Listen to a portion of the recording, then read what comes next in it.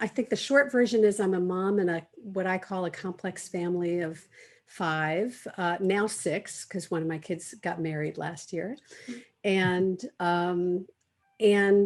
that means we'll talk a little bit more, I think, later about what I mean by complex. But I was the mom in a very complex family of kids who were struggling.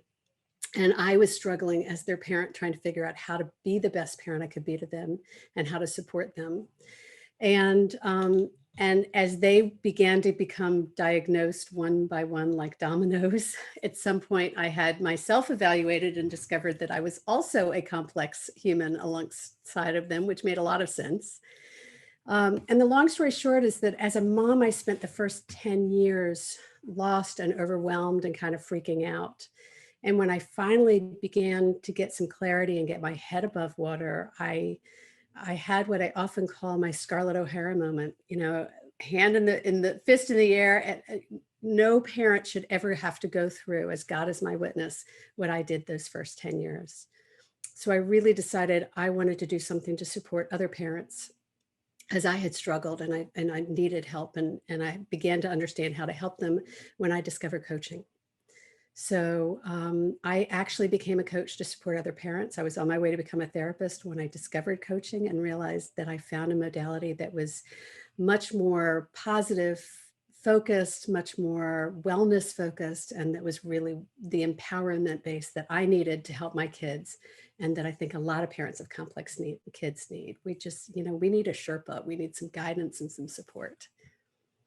So I became a coach in the late 2000, about 2008. I became an edge coach early on. I did work with young adults for a period of time, or with students for a period of time, before I decided to focus exclusively on parents.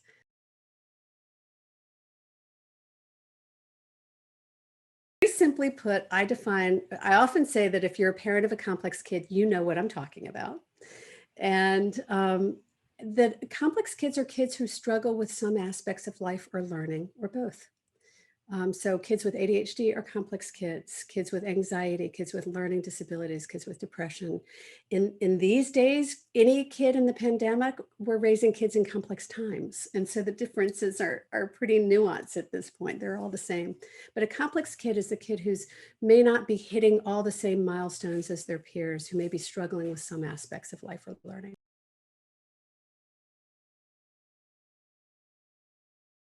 I would say I often talk about neurologic issues and metabolic issues. And often in my world, the metabolic issues are going to end up having some kind of an impact on executive function. But kids who have any kind of a chronic, challenging condition, situation, however you want to define it, I like to avoid use of words like disorder or, illness, because I think that this is just who we are and how we're wired. But when kids are struggling, it usually comes down to some aspect of executive function and self-regulation. And so a complex kid is a kid who is going to have to put more effort in their life into learning how to navigate their life and navigate often the logistics of their life or the emotions of their life a little more consciously than their neurotypical peers might.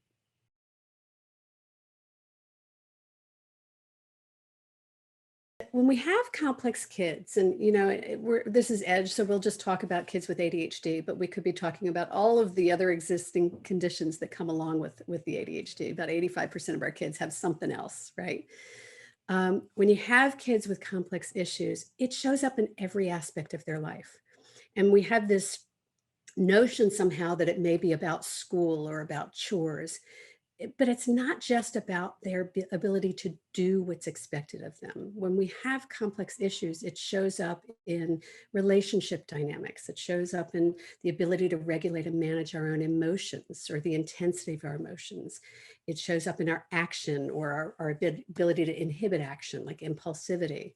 So logistics, organizing ourselves. Like, there is no aspect of our lives where having a complex condition like ADHD, for example, doesn't show up in some way. It's always there, and it's ever present.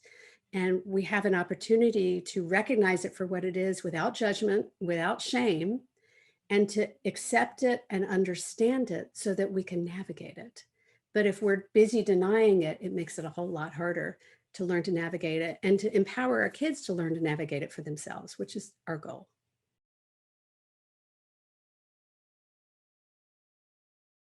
Years ago, I wrote a book called Parenting ADHD Now, which was a book of strategies. And that's often what parents come to us with at the beginning is, I need some strategies. I need to know how to do this.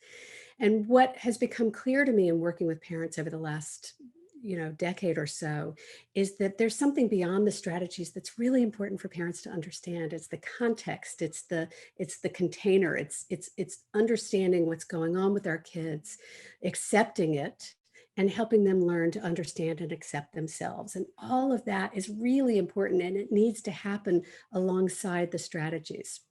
So the Essential Guide to Raising Complex Kids with ADHD, anxiety, and more was designed to create that container for parents so that whatever complex condition they're living with, and maybe it's juvenile diabetes and maybe it's ADHD and anxiety, but whatever it is they're living with and trying to help their kids learn to navigate, the book is designed to teach them a coaching framework, a coach approach to parenting, and a model for taking a coach approach to parenting so that they can begin to transfer ownership to their kids and they can stop always having to direct them, or I used to say pulling my kids kicking and screaming to their own success, and really start empowering them to take ownership of their own lives. And so the book was designed to do that and to really invite parents into a conversation about shifting the paradigm of parenting and thinking about how to parent consciously and collaboratively from a coach approach. And what I'm most excited about, Tom, is that the audiobook is coming out very soon. Since the book first came out, people have been asking me for the audiobook because, we have an ADHD audience and we like audiobooks. And they would not allow me to read the audiobook because I'm not a professional voice actor. But my child is a professional voice actor. So my eldest child is actually reading the book. And it's kind of full circle, kind of amazing, a little daunting. They had some trouble when I referenced my husband and they have to, stay in character. But it's been really an extraordinary opportunity to share this body of work with them and let them help me bring it to the world.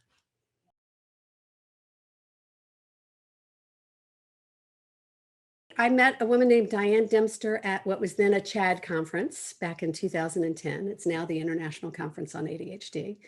And we realized that we had in common that when we became coaches, we became much better parents to our kids with ADD. And the magic sauce in it was that she did not have ADD and I did have ADD, and it worked for both of us. So we knew we were onto something. And what we do, so we started a company called Impact ADHD. And for the first almost 10 years, we were Impact ADHD. Last year, when this book came out, when the Essential Guide to Raising Complex Kids came out, we rebranded to Impact Parents because we wanted to reflect the full range of parents that we're really supporting. It's never, ever really been just about ADHD because, as I said, very few kids only have ADHD. So we started Impact ADHD. We started doing publishing almost immediately. We've been running a guest expert column for 10 years. And we provide, everything we do is designed to be virtual. It's designed to be online and on the phone so that it can be accessible and affordable, because we knew that coaching was effective. So we wanted to make it as affordable and accessible to parents as we could. So we created what we like to call a private sector business for the public good. We're not a nonprofit because we didn't want to spend our time fundraising, but we have very low price, low cost programs, and about 80% of what we do is free. And then we use fee-based programs to help us provide a combination of coaching, training, and support to parents of kids with ADHD and other complex issues.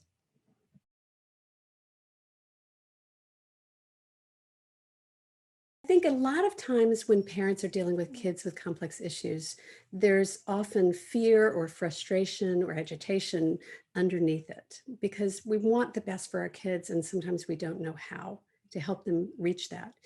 And what ends up happening in my experience is two things. Sometimes we as parents, we give and we give and we give so much that we give ourselves away and we burn ourselves out, and it becomes, you can't fill a cup that's already full, but also if the cup is empty, there's not a lot left to give. And so one of the places I think parents really struggle, and we do put a lot of emphasis, is on the importance of self-care, self-talk and self-care, and really encouraging parents to see their role in working with their kids, but also in taking care of themselves in the process. And then the other thing I think is really important for parents to begin to see differently, frankly, is the opportunity to improve our communication with our kids and to collaborate with them so that we're not directing them throughout their lives, but we're beginning to collaborate and pass the reins to them so that they begin to take the reins of their own lives. And there's some skills involved with that. It's not something that we all know how to do naturally. Most of us weren't raised in a world of parenting like that. And so there's a new paradigm for parenting that I think coaching offers that's really about encouraging kids to take ownership of themselves, and we can learn to have conversations with them differently that allow that fabulous growth to happen.